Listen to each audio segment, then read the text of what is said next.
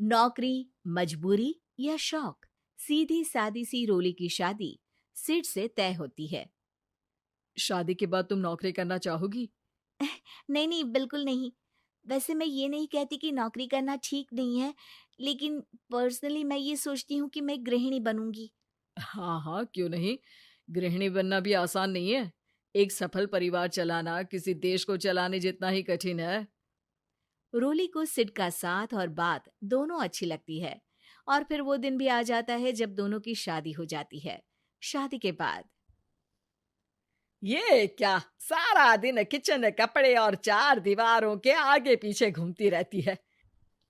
जा बाहर निकल कर देख, कितनी स्मार्ट लगती हैं वो औरतें जो नौकरी करती है। हाँ, अच्छी तो लगती है सासू माँ, लेकिन मैं नौकरी नहीं कर सकती। मेरा मन घर के कामों में ही लगता है। अरे मेरी बेटी तो कमाती है, अपने को फिट भी रखती है और सास को भी खूब शॉपिंग करवाती है। अच्छी बात है ना सासू माँ। मैं तो जो है उसी में संतोष मान लेती हूँ। बरकत होनी होगी तो इसी में भी हो जाएगी। ये बोलकर रोली चली जाती है। एक दिन सास की सहेली घर आती है, जहाँ रोली उन्हें चाय के साथ कई तरह के पकवान बनाकर खिलाती है। अरे वाह, तेरी बहू तो बहुत गुणी है। कितना सब बनाकर ले आई। मेरी वाली तो ऑफिस से आकर 2 रोटी ही सेक दे तो समझो एहसान कर दिया। अरे ऐसा ना बोल। तेरे घर में 2 कार, 4 मंजिला मकान, और तेरे लिए जो वो अपने पैसे से साड़ी लाती है वो भी तो कितनी कीमती होती है।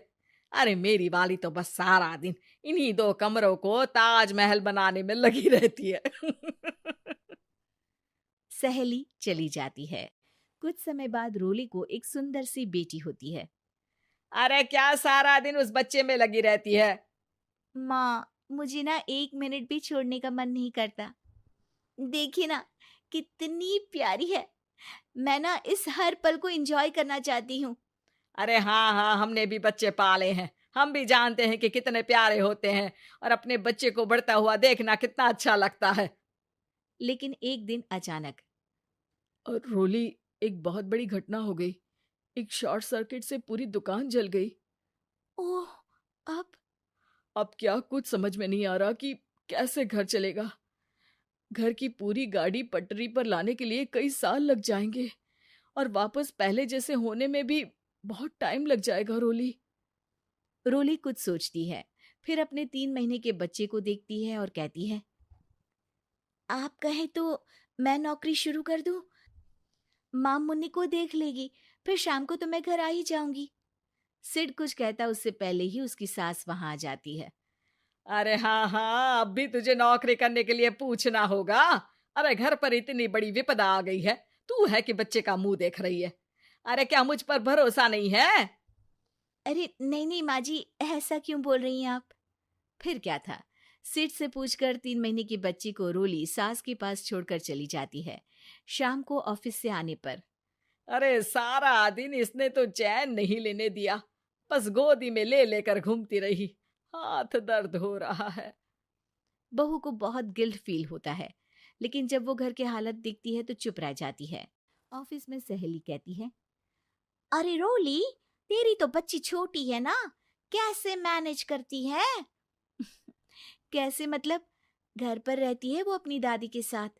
ओ यार, कितनी अच्छी है तेरी सास। मेरी सास को जब पता चला कि मैं नौकरी ज्वाइन करने की सोच रही हूँ, वो तो सीधे अमेरिका चली गई मेरी ननद के पास।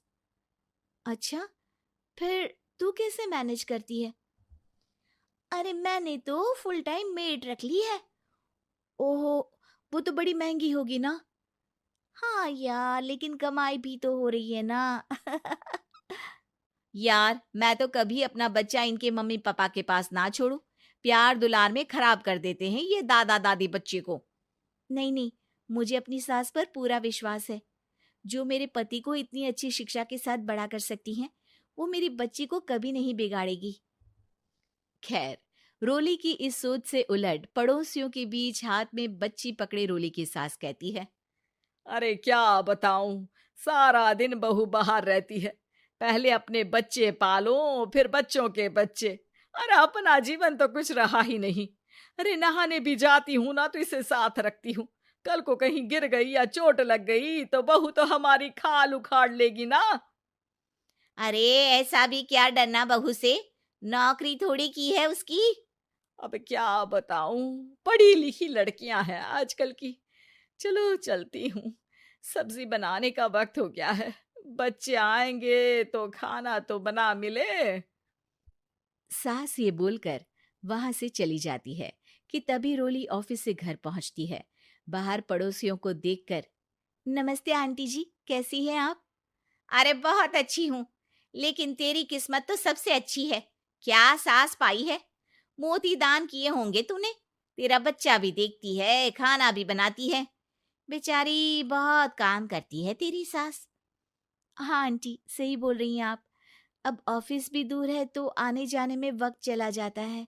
खैर चलती हूँ। हाँ हाँ बेटा जाओ, गर्मा गर्म खाना खाओ। रोली घर आती है, जहाँ सास एक बार फिर छोटी सी मुन्नी की शरारतें गिनाने में लग जाती है। अरे आज तो इसकी वजह से मुझे 2 बार कपड़े बदलने पड़े। बार बार पानी गिरा दे रही थी। दोपहर में थोड़ा सोचा कि आराम कर लूं तो दूध के लिए रोने लगी। हाय, मैं तो परेशान ही हो गई।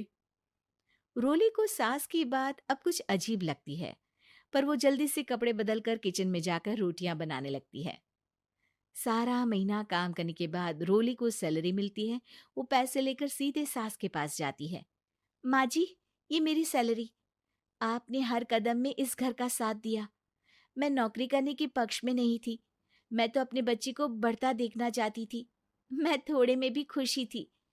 कभी मैंने आपको किचन में पैर नहीं रखने दिया था। घर की मुसीबत नहीं आती तो मैं कभी इन जिम्मेदारियों को आप पर पड़ने नहीं देती। अब सास समझ चुकी थी कि उसकी गलती कहाँ है।